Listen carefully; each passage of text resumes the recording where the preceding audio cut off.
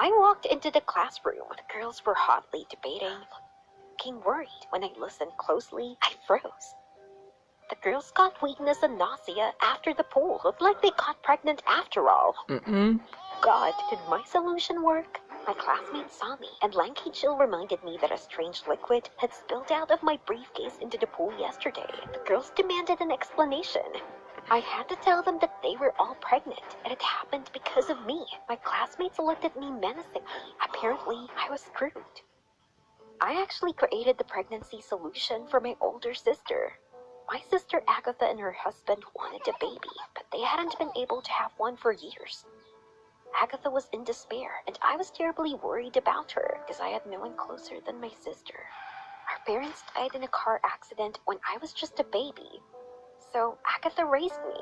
She worked hard and finally was able to send me to study and live That's so nice. Yeah, that is so nice of her. in a prestigious boarding school for bright girls. Agatha believed that one day I would become a great chemist.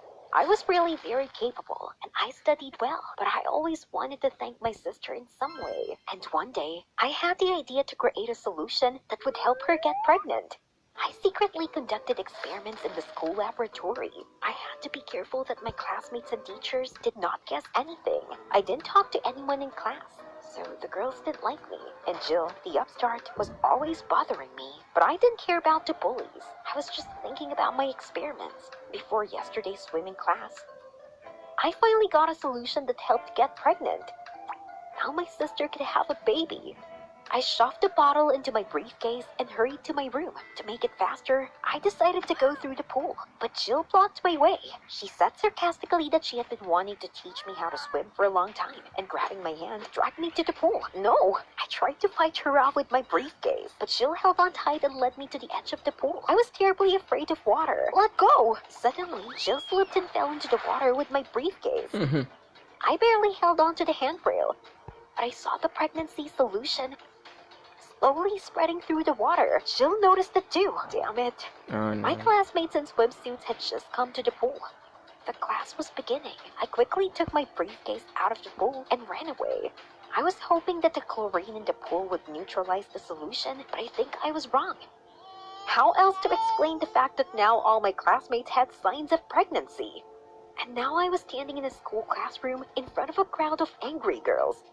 They immediately accused me of deliberately pouring the pregnancy solution into the pool. At that moment, the chemistry teacher, Mr. Traverse, entered the classroom, and he said loudly that tomorrow morning there would be a scheduled checkup at the doctor. Heck, such a coincidence was very out of time. The faces of my classmates were frozen with horror, and Jill hissed that if I didn't prepare an antidote to keep everyone from getting pregnant by tomorrow, she'd tell the teacher how I stole chemicals and used them for my own experiments. Then I would be kicked out of school in disgrace, and with such a recommendation, I would not be taken anywhere else. Not this. My sister Agatha would be terribly disappointed if I get kicked out. So I urgently needed to do something and neutralize the effect of the solution.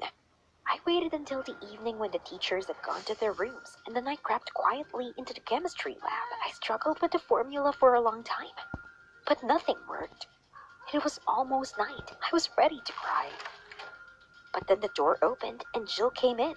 She rudely asked if the solution was ready, but I just shook my head. Jill quipped that I was giving up my position as a nerd, but suddenly she offered to help me. Well, come on, I agreed. After reviewing my formulas, Jill said that I was stupid and forgot to include one element in the formula. Man, she was right, but I knew that this element was dangerous and could burn the skin. Therefore, the chemistry teacher kept it in his office, which she locked with a key. Without thinking, Jill suggested stealing the key from Mr. Traverse's room, but I wouldn't steal from the teacher. Jill said she would do it herself and dragged me to the teacher's bedrooms. At Traverse's room, Jill ordered me to stand guard and carefully slipped into the room. I was terrified. What if someone saw us here? I could hear Mr. Traverse snoring from the other side of the room. Jill didn't show up for a long time. What if Traverse was awake? But a minute later, Jill triumphantly left the room with a key. She did it! We ran as fast as we could to the chemistry room. Jill put the key firmly in the lock. but the door wouldn't open. She turned it this way and that. It was useless. The key didn't fit in. I was desperate, but then Jill pointed to the grate outside the office. We could get in through the ventilation. Are you crazy? The grate was almost under the ceiling. I was afraid to even think about it, but Jill told me to hold my nerve and give her a lift. How could I hold such a big girl? But there was nothing to do. I bent over, leaned against the wall, and Jill deftly climbed onto my back. For the next couple of minutes, Jill tried to push the grate back, but it wouldn't budge. Jill, hurry up. I can't hold you for long. Finally, Jill moved the grate. She climbed in and held out her hand to pull me up. With difficulty, I scrambled up after her. We crawled down the dusty shaft on all fours. Cobwebs crawled into our eyes and mouth. It was a good thing it wasn't too long to crawl. And very soon, we saw the grating behind which was Mr. Traverse's office. Jill pushed it aside and jumped down deftly, then helped me down. Thanks. We needed to find the right component for the pregnancy solution. We rummaged all over the office, went through the cabinets, and examined the table. It was useless. The component was nowhere to be found. But then I noticed a small box in the corner. We opened the lid. And lo and behold, there was the right component. But how to take it so as not to get caught? Jill handed me a rack. Great. I quickly wrapped the reagent in a cloth and we climbed back into the vent. When we got to the hallway and I jumped down, I saw Mr. Traverse walking towards his office. Had he discovered the missing key? I backed away. But it was too late. Mr. Traverse saw me. The game was up. I had to warn Jill somehow, or distract the teacher.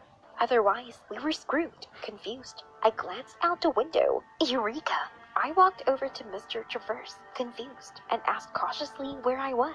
Traverse was taken up behind the teacher. I could see Jill's feet already emerging from the vent. Mr. Traverse hesitated, and I was nervous. But suddenly he took my arm and led me away from the vent. Now Jill would be able to get out unnoticed. Mr. Traverse escorted me to my bedroom. I waited until he was gone, and then I ran back to the lab. Jill was waiting for me there with the reagent. She admired my idea of a sleepwalker. Maybe Jill wasn't such a stinker after all. It was almost done and there wasn't much time to prepare the solution. Jill and I quickly prepared all the necessary components.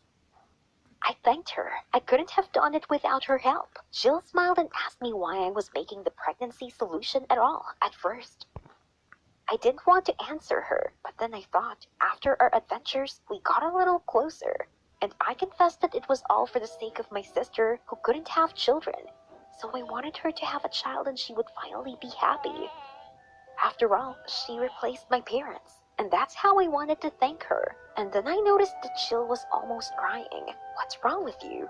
Jill admitted that she also had no parents. She was from an orphanage, and she added that she was incredibly lucky to get a place in this boarding school. For her academic success, the orphanage paid for her study in this boarding school. And Jill should be the best here. That's why Jill teased me. She saw me as a competitor. In fact, she even envied my intelligence and talent for chemistry. I was about to answer when the door opened, and Mr. Traverse burst into the lab. Jill froze with the flask she was about to add the reagent to. God, we were screwed. Mr. Traverse immediately attacked Jill with accusations and said that this was her last violation. Jill looked at me hopefully. I was Mr. Traverse's favorite, and I could protect her, but I was afraid. I didn't want to be expelled. It would upset my sister. So I stared at the floor in silence and pretended that I had nothing to do with the solution. Mr. Traverse told me to go to my room and ordered Jill to pack her things. She was expelled.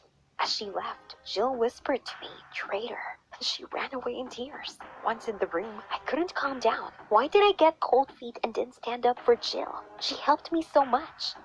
She was brave and responsive, but I wasn't at all.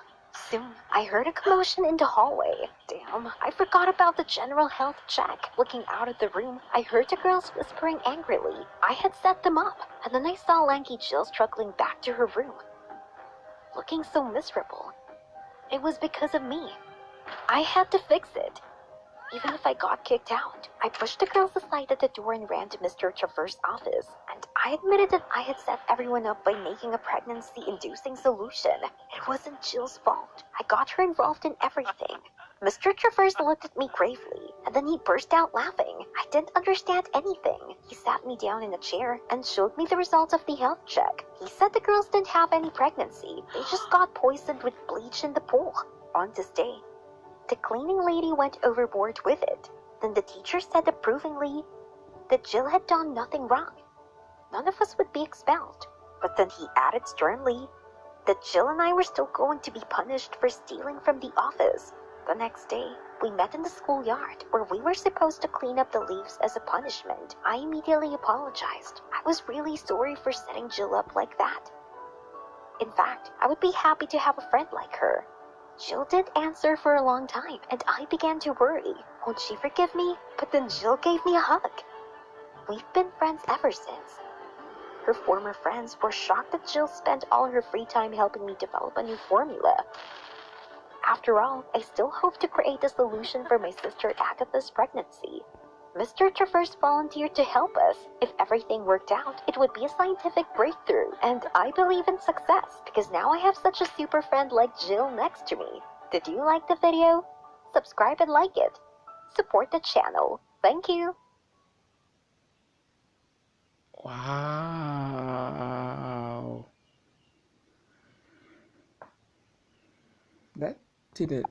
That was an unexpected turn.